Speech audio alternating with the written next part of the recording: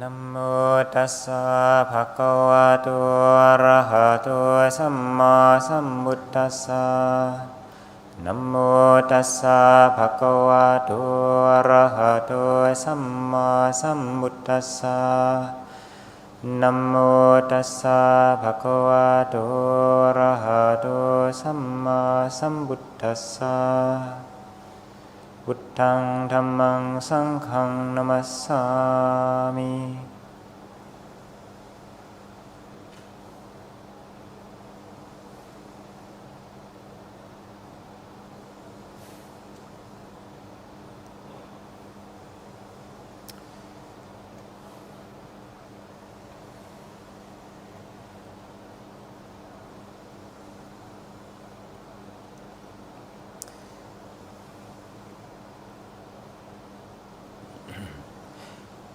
So my greetings and best wishes in the Dhamma to everybody here again. I've just been asked to fill in for Thanajan Jnanadhammo, who unfortunately is not feeling so well, and give a talk or say some words on the subject of Tudong.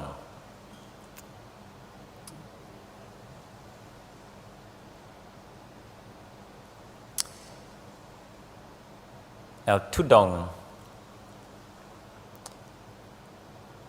is a Thai word which comes from the Pali Dhutanga. And very often these days, or in the modern era, the last 50 or so years, the Thai forest tradition that this Ajahn Chah lineage of ours is part of is often called the Tudong tradition. And forest monks are often called Tudong monks. And people hear this word for the first time and of course don't really know what it means. Especially I think here in Malaysia, Tudong is also the Malay word for the head covering that the Malay women and girls wear. So we're not Tudong monks in that sense. So it comes from Dhutanga, so Tudong monks or forest monks, Dhutanga monks. And in a sense, the film you've just watched provides a very wonderful visual and also in terms of the commentary, a very good sense of what some of this lifestyle is about, being a forest monk, being a Tudong monk. But as I explain what it means, the original meaning and how it's come to what the modern significance of this lifestyle is, then as well in terms of having a gathering here of the international Ajahn Chah Sangha, we still, in a sense, consider ourselves Tudong monks or forest monks, even though we may live in places like New Zealand and the north of England or northern Canada, for example, where, of course, the lifestyle must be very different. So there's another aspect. There's you could say, the spirit of being a Tudong monk or the spirit of Tudong, as well as the actual practical conventions. So I'll try and give a bit of an overview first about what this word means, what it comes from. You can see this picture, I can see it on a monitor. There's a monk walking along the road with his bag. So I'll come to that monk in a few minutes. We just have him as a nice image for now. Go back to this word Dhutanga. So I'll explain a little bit about the original meaning of the word, just to give a flavor. Right from the time of the Lord Buddha, who, as you know, was alive in India roughly 2,500 years ago, in a period where there was a very, very wide diversity of spiritual practice, spiritual undertaking, there was a vast range of ways in which the spiritual life could be led, from the more traditional Brahminical form of priesthood, very much bound up with living in close association with lay people, in fact as in a sense a lay person, with a married and with a family, and much of the focus being on rites and rituals and mantras and chanting, as well as another sphere or another group or way of living out the holy life was the more ascetic, renunciate lifestyle, often called samanas, or ascetics, or wanderers, paribhajjakas.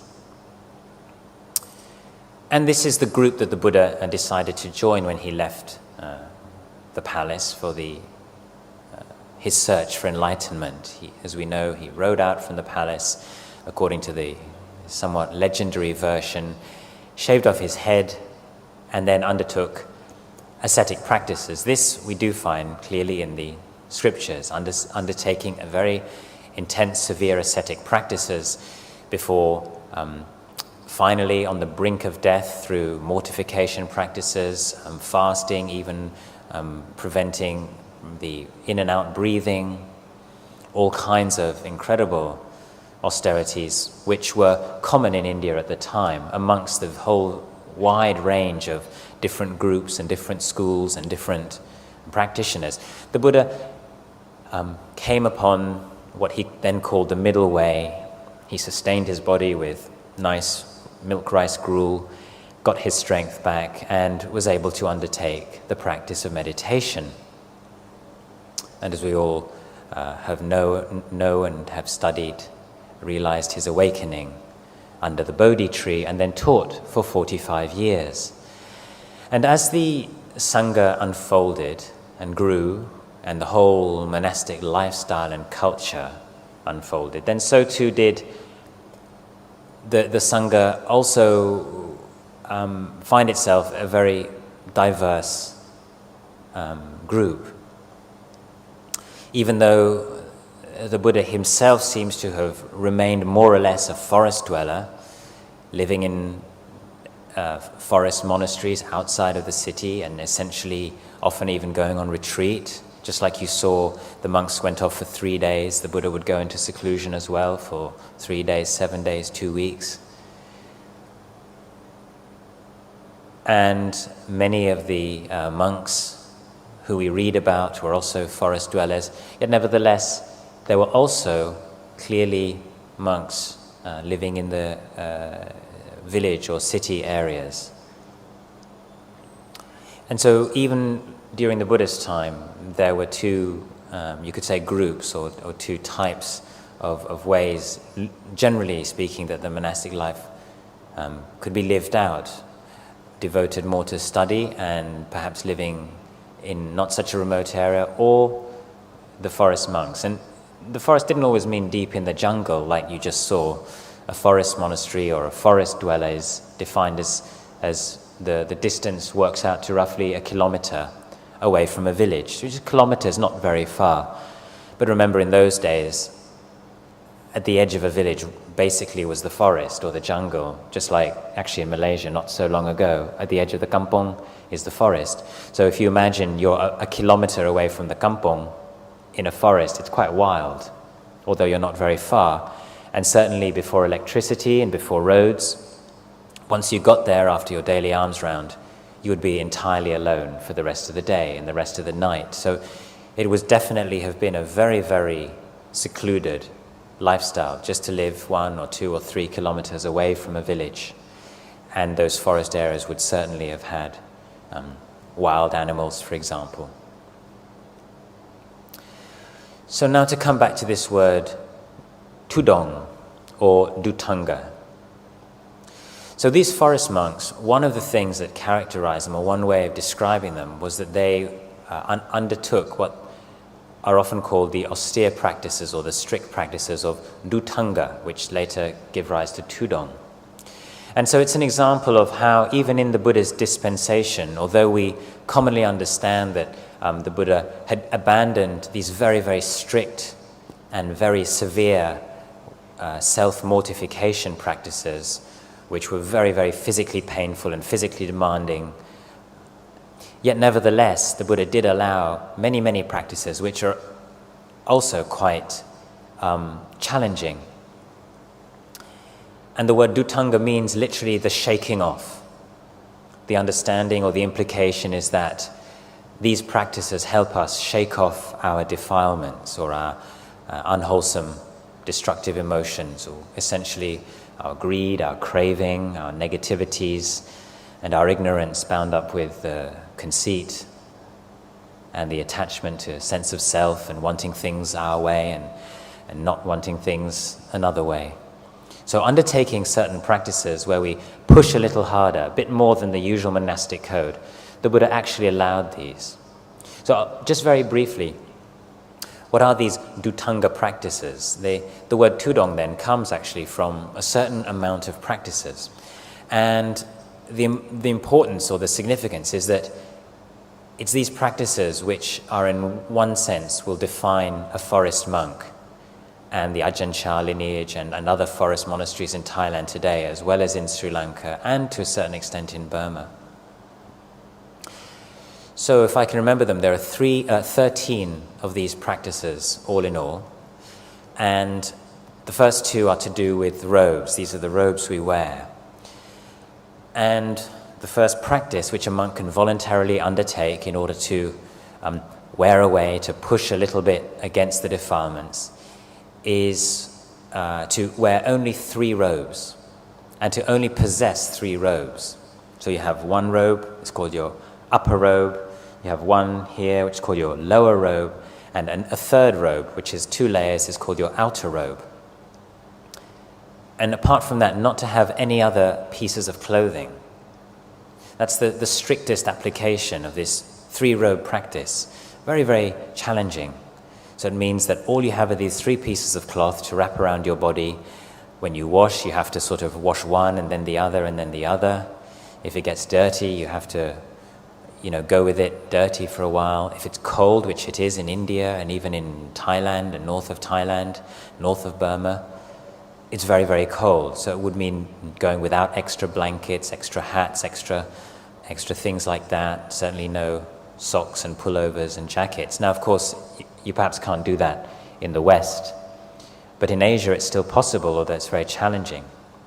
And so there were monks in those days and still today who undertake this practice. I was talking to one monk recently, and I was just asking him, how do you do it? So he's describing when you wash, how to wash one after another, and how to sleep, maybe even sitting up with your robes just wrapped around you, make a little sort of tent with your robes to keep warm. So it's very challenging, but possible, and it's a way that even these days, some monks, very few, are able to keep close to the Buddha's allowance. Robe cloth would have been hard to come by, and so this practice would have been something which was quite challenging, but also perhaps at sometimes necessary. Another duttanga practice to do with robes is the practice of using what we call bangsakula, or corpse cloth, or refuse rags. So basically these robes were made from sewing many, many pieces together. We have a pattern, and the robes would have been joined by many, many different pieces in the rice paddy pattern. And so rather than accepting bits of cloth which generous lay devotees like yourselves would come and offer to the monks, there was the tradition to go around and one by one gather small pieces from the side of the road or from a waste heap, or to take a piece of cloth, the white cloth that they wrap around a corpse. You would take a corpse or a body to a charnel ground and wrapped in a white cloth, and the monk was allowed to take that cloth because it had been abandoned. It's not stealing. So then to take it, to wash it, and then cut it and sew it, and then dye it with the traditional brown color, and then wear it. So one, it's a practice where you avoided getting fine robes and have wealthy lay donors giving you nice big robes. As well as if you take up the corpse practice, you have this constant reminder of your own death by being wrapped in a shroud. And again, this is a practice we can still do today in Thailand, where they bring the body to the monastery for cremation, wrapped in a white cloth. And after 1 or 2 days, some of the bodily fluids have oozed out onto the cloth, and these stains will never go away. So you always have a slight patch here and there, and you remember that that's the nature of the dead body.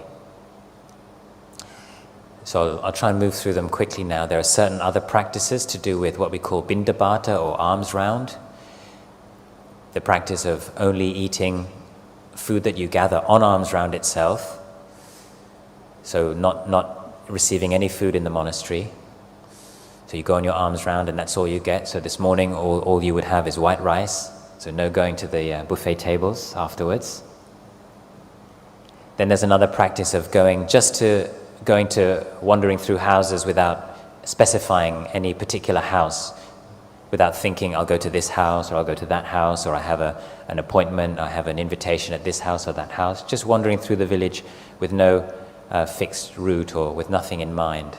So you might get something, you might not get something. Another practice is to eat only on one occasion. Only you sit down, you have your food, and only at one time. So in most Thai forest monasteries, this is still observed. We eat one meal a day at 8 a.m. or 7:30 or 8:30, but only once. And you can be quite strict with this. So even a small snack or a drink of milk would be considered a meal. So you would make sure you only have one time when you take anything, any solid food or anything like that. Another practice is to do with the bowl. You've seen we have these alms bowls, is to put everything in your alms bowl.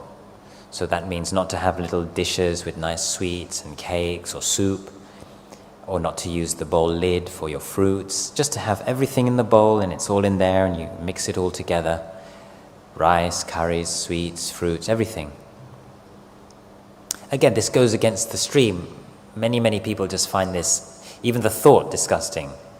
I remember my mother for years almost couldn't bear to come to visit me in the monastery because she just couldn't bear to see us putting the food all in the bowl. It was just too much. But you do get used to it in time. But it definitely does help, as you say, wear away the defilements or the attachment to nice tastes, nice smells, and having things the way we want. I think the Buddha knew quite clearly we're quite attached to our food. So he's got lots of rules around food and lots of ascetic practices around food. And the last practice to do with food is not accepting late-come food. So once the blessing has been given and you start your meal, if more food arrives, then not to accept it and have extras. The idea being that you basically accept the right amount for that day, and that's all you're having that day.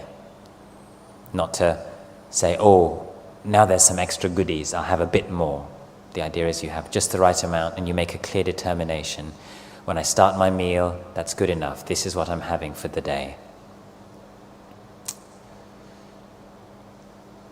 Then there are some practices regarding our living environment. So you just saw the video, and some of our branch monasteries there, the monks, they're not living in huts or buildings or kutis.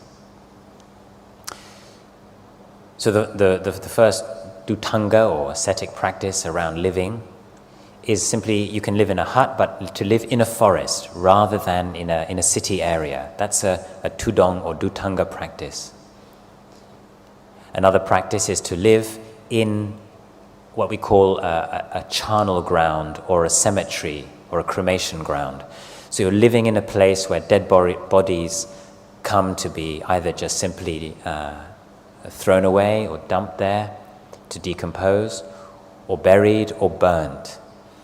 Now, living in a place like that, I don't know, it may be that some of you are scared of ghosts, and it definitely is something where you do think about these kind of things. It's quite challenging. And of course, one is always with death, so you know other dead people are living here, I'm living here. The feeling comes up very clearly that death is imminent, death is ever present. So this practice wears away, this dutanga, shaking off, you shake off your defilements, your attachment to self and life and the idea that we're going to live forever. And just become more and more familiar with death, each in-breath, each out-breath, contemplating death. Then other practices, abbokasa wata means to live in the open air. So that literally means to live just with no shelter at all. And this, I think, must have been a very challenging practice, whether in the past or today. I don't know any monks that literally live in the open air, just with no shelter, no roof, no nothing. You can, if you want to be a bit soft, put up a sort of canopy, use your robes to make a little tent to give you some shade, but no hut and not even a tree. Another practice, which is a bit the softer version, is to live at the foot or the root of a tree. So I'll come to that later again when we look at some pictures. Then the last practice is to do with what we call putting forth effort. And this practice is called nesajika. Nesajika means not lying down. So the 13th of these dutanga or austere practices that we shake off our defilements with is to not lie down for a period of time, usually for one day and one night. So yesterday I talked about walking meditation. It's possible to walk meditation through the night, or sit meditation through the night, or stand through the night. This is a very difficult, challenging thing to do, but in the Ajahn tradition, he did encourage the monks and nuns and lay people as well who come to keep the 8 precepts on the Uposatha to do this through the night, to sit and walk and then chant at 3 a.m. And it really does mean one has to put forth effort. You really find yourself struggling with the constant wish simply to go to sleep or to lie down or to stop. There's this feeling, oh, it's just so difficult, and that's very natural. So one's forced to push oneself, if one can. It's the middle way. So these practices, remember, they're not rules. They're not something that monks have to do. They're called allowances. The Buddha allowed the monks to do that if they wanted to, if their bodies were strong enough, if they had the will or the intention and they wanted to undertake a more austere way of living. So the forest tradition, or the forest monks, essentially used to take on these practices. But I just want to say now, it's not the case that you can't do these practices, say if you're living in a village monastery, or even at home, you can try it. You don't have to sleep tonight if you want. You can walk meditation all night. You can put all your food in a big bowl and mix it all up and eat once a day. So these aren't, you don't have to be a forest monk to do these practices. And monks also in the village and in the cities over the years have also undertaken 1 or 2 of these practices, just as a way of going against the stream. But the reason these dutanga practices are associated with the forest tradition is because the majority of the monks undertaking them were living in the forest areas and were what we call the forest monks. So dutanga became tudong. The Thai word, the derivation or the way it's pronounced is tudong.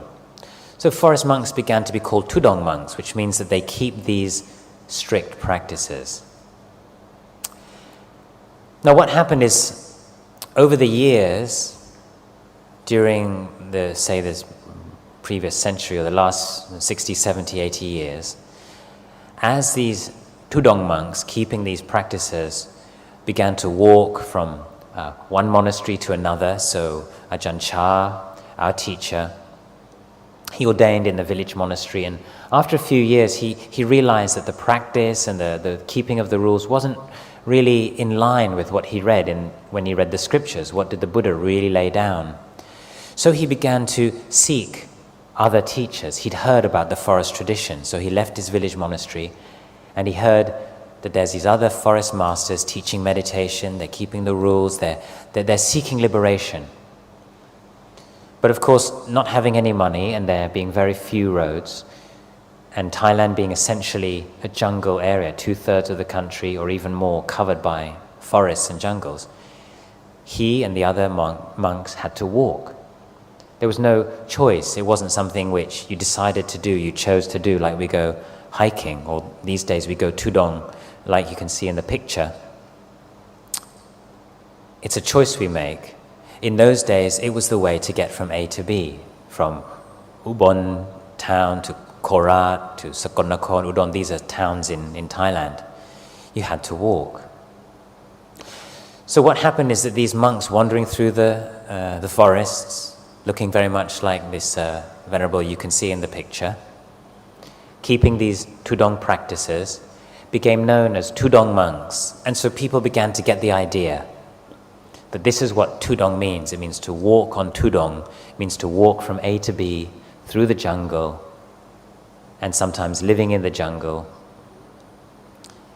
and sometimes seeking out a teacher, or just simply going to your home village, or going on to visit another monastery just for a visit, but essentially walking on tudong as opposed to taking a train or a car, and keeping these tudong practices, these 13 practices I've just outlined, living in the jungle, eating once a day, eating out of the bowl. Now you're very familiar with us. Over many years, the forest monks have been coming to Malaysia, so everybody's familiar now. We have our alms bowls and we eat out of our bowls, but many, many years ago the practice had almost died out, and the forest tradition in Thailand, Burma, Sri Lanka wasn't so well known, and so monks would still go on alms round using the bowls, but when they got back to the monastery they would often just be served with plates and bowls and spoon and fork. So this practice became more and more well known again. Oh, there are these forest monks, they eat out of their bowls, they eat only once a day, they live in the forests, in the jungles, and they walk from A to B, partly because we don't use money. That's not a forest, a Dutanga practice, but it's one of our Vinaya rules. And so not using money often means one has to walk. You don't have somebody to buy you a ticket all the time, a bus ticket or a train ticket or a taxi fare. So if that's the case, then what do? You have to walk. Often you get a lift very quickly. You don't have to go very far sometimes, not much further than the first corner or just to the edge of the village or 100 meters down the road. But nevertheless, you begin by walking. So as time went by, monks began to take on the practice of walking. It became somewhat of a tradition. Now that we are well sponsored and well supported, yet nevertheless we like to sometimes decide voluntarily to go for a walk. Just like in the film you saw, the monks don't have to go off to the jungle in Kanchanaburi there, but they like to do it because it's so nice, it's so peaceful, and to walk for a few days instead of riding in the jeep or riding in the car. So this first picture, maybe just turn to these. There's a few slides which were chosen by Ajahn Nyana Dhammo. If you look at this first picture here, you see the monk there. He's actually carrying one big bag on his right-hand side. Now that, you can see the big bag, and coming out the bottom is this kind of round circular, looks like a little, almost like a frisbee. It's actually the bowl stand that you see we put our bowls on.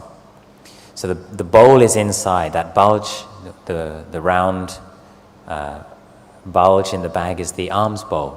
And the alms bowl is very practical. You use it to eat and to go on alms round, but we also use it as a very convenient suitcase. So we put our robes and our requisites and our bits and pieces in the bowl, close it with the lid, and then put that in the bag.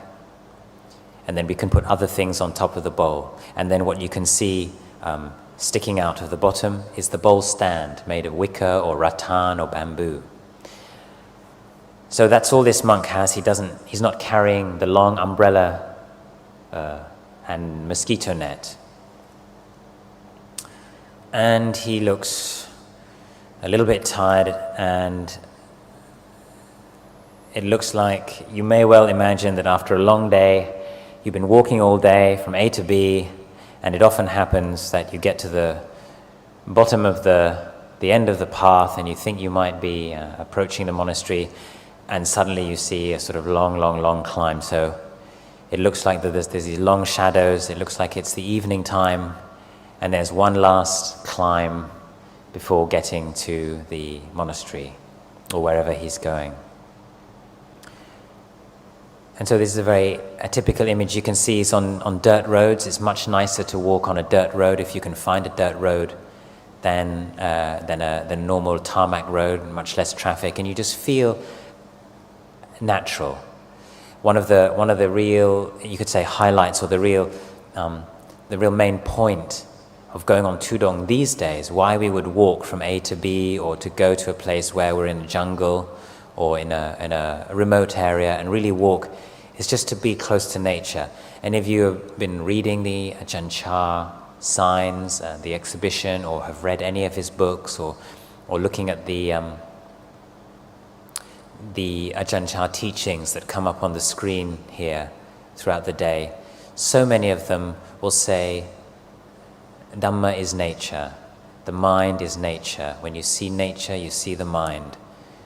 Understanding nature, you understand the mind. Understanding the nature of the mind. This word, nature, is something which we will have to, as practitioners, keep very close to our hearts. If somebody were to say, what is Dhamma? We could say, Dhamma is nature. And then, of course, that has implications, or you could expand on that. But that's really what it really means.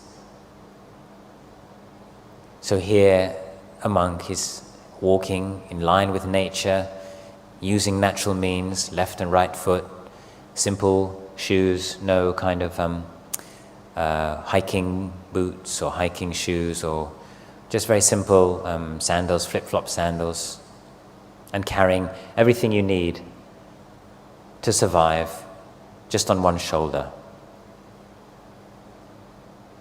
So the Buddha talked about the monk being like a bird who travels from A to B, takes only its wings, and leaves no track in the sky. That is the spirit of the Tudong monk. So I'll go to the next slide, see what it is. Okay, very beautiful picture there. In a sense, you've just watched the documentary, which has many of these images on it. Unfortunately, we can't. I asked if you could zoom in on this picture. You can't, so I'll try to describe it. There you can see, this is taken, I think, in one of our national parks. And there the monk is by a beautiful, clear stream. And it looks like it's in the hot season, so the stream it's not very high. It's flowing just nice and slow. It's very clean and clear. You can imagine that the stream would get very high, right up to the trees during the rains. But now it's just very beautiful and like a trickle. And there's a monk there, sitting on the edge of the rocks. And behind him, the brown is the mosquito net, just like you saw in the documentary, put up with using the umbrella. Then you can't see really on the picture, but from the right to the left of the screen, there's a line, there's a string. So all of us, we carry a string with us to put up. We use it as a clothesline, as a means of hanging up our mosquito net, and we can use it to fix things, and you can fix your sandals when they break using your string, or you can even climb up a difficult place if you need to using your string. So he's got a string across the river, and then behind where his mosquito net is hanging up, and then it goes all the way behind him. Behind and to the right, you can see two robes hanging up. So that's the robe hanging line. One thing's very important when you're living in the jungle, it's very damp, is you have to keep your robes dry, or at least try to dry them once a day. Otherwise, it's very easy for them to get moldy and mildewy and begin to deteriorate and smelly. So it's very important when you have your place, if you have a nice line, put up your robes every day to give them an airing in the sun, and take them in before the evening, where they'll get damp with the dew. So during the day you can sit outside like that. There's often not many mosquitoes. It's surprising how in the jungle there's not often so many mosquitoes during the day. So it's possible to sit outside. There are often other insects, but that can be a practice in itself, sitting and just experiencing what's it like to be bitten here and there. Not so bad. Sometimes little ants coming to investigate you, and just to basically to let go, not worry, because you just can't keep all the ants away, you can't keep the insects away.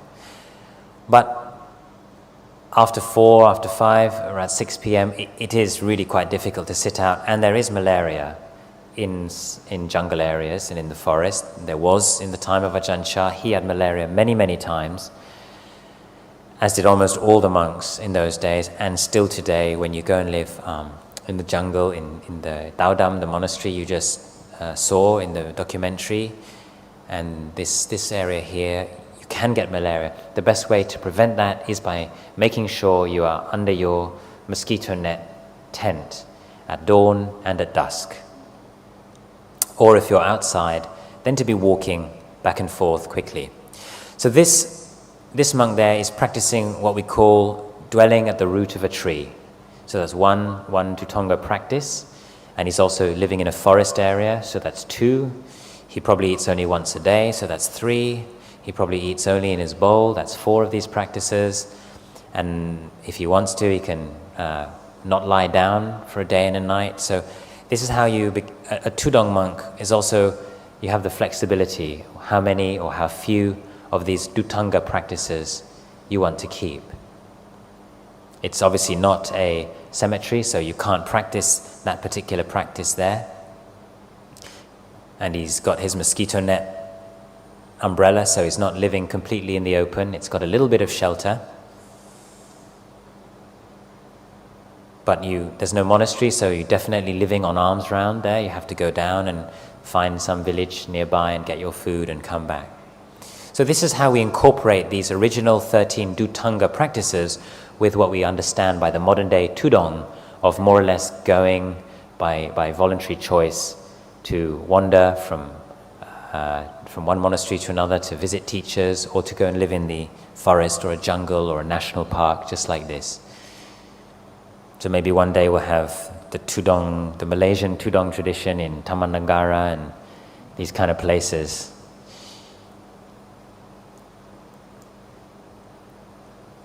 Okay, so this slide is taken in one of our hermitages, which is situated in a national park.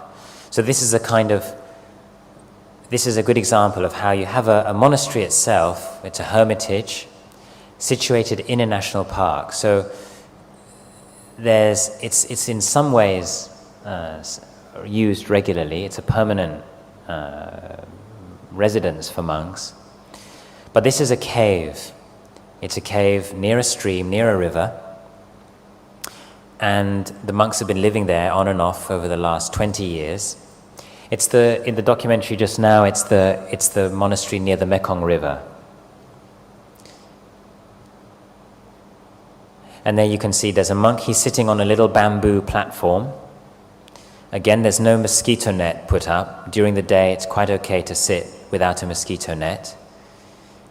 This cave is very low, so if you put your mosquito net up all the time there, it basically hits your head. It's quite awkward, so you just have to put it up when you sleep at night.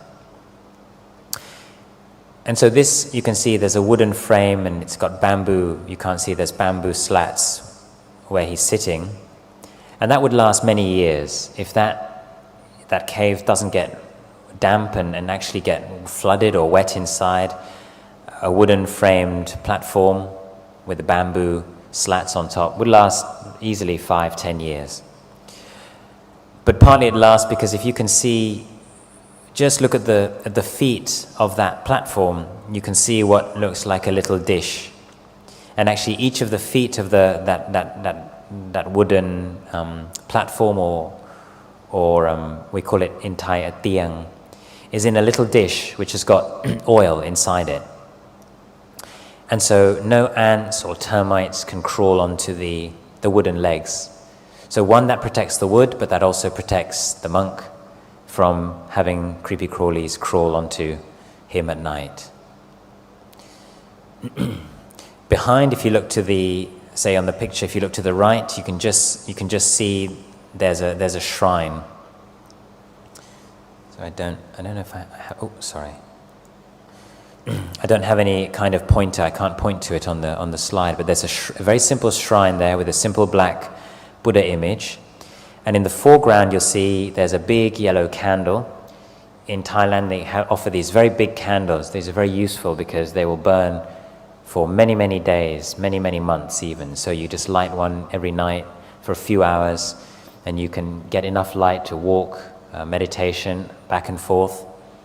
And it will last many, many days, many months. And really in the foreground, you see this very black kettle. So every monk likes a cup of tea. And so in the afternoon, we all like to boil up a little pot of water. Now, you can see there that the kettle is resting on rocks over a little, like a stove area. One of our rules is that we can't just make a fire on the soil, on the ground. So we have to either make a fire on rock, or it can be made on an old patch of ground where there's been a fire made before. This is one of the rules for Tudong monks, which very much goes back to India, back to the time of the Buddha, when in the Indian culture, the Brahminical culture, the earth was perceived as a kind of life form. And as well as being a life form itself, surely the soil would have housed many, many living beings, small animals. So if a monk were to just light a fire anywhere, it would possibly kill that life form, either the earth with one faculty of life or these animals. Now the Buddha himself didn't seem to have held the view that the earth and stones and water did have a kind of form of life, but nevertheless that was the Indian belief. So out of respect for that, and so that the monks wouldn't be criticized, we have a rule where we can't just light a fire anywhere.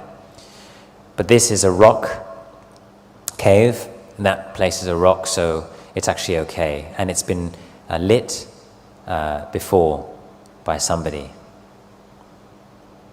So that's our blackened kettle. The kettle like that would last many years, but because it's constantly having a fire underneath it, soon the metal breaks down. You see the handles disintegrated, and it's now being held together by wire.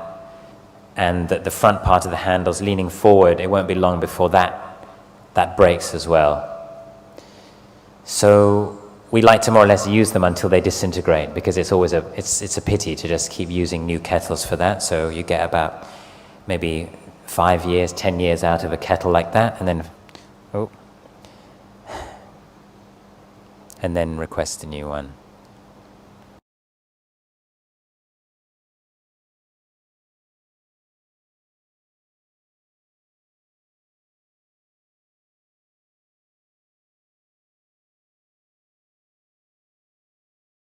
So, I'm really happy to share a bit about that. We don't have any more slides, but you get the idea. And in a sense, I would just like to say, really, to try and now wrap up. Maybe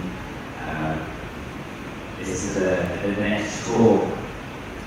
Just to summarize that really at the heart of Tudong, or the Dhutanga practice, or the forest monk's life, as you can see, it's nature, simplicity, contentment. The next slide is going to be an image of a group of monks on alms round in a very small, simple village. You may know the Dhammapada verse that just as bees gather nectar from the flower without damaging it, so too monks should live in dependence on lay people without overly burdening them and damaging them and damaging their faith. This is also one of the very key spirits of the forest monk's life, is to be content with little. In fact, contentment was one extra Dhutanga practice, content with any dwelling you get. So it's a sort of ethos, a spirit with which we try to approach our lives. And so in relating to the external world, which is very, as you know, fast-paced, modern, can be very complicated, always trying to keep it simple. So yesterday, John Damasia mentioned this very sweet Australian squirrel-like animal called the bilby, which is in danger of extinction. Definitely one of the animals in the jungles which is very much in danger of extinction. It's the forest monk. But it's as long as there are forests and as long as there are secluded places, then it's always possible to live this lifestyle, to be dedicated to it. But as I said, it's not actually about living in a jungle, because we can't all do that. So in a sense, to share the Ajahn Chah Day, the Ajahn Chah Remembrance Day, what we're trying to do is say, how can the spirit of these teachings be communicated so that all of us, ordained or lay, whatever age or sex, race, whatever, how can we practice them? So those principles of the Tudong life, the forest monk's life, simplicity, contentment, love of nature, solitude, wanting little, these are things which I think I'd like to leave this little talk on, share that with you for today.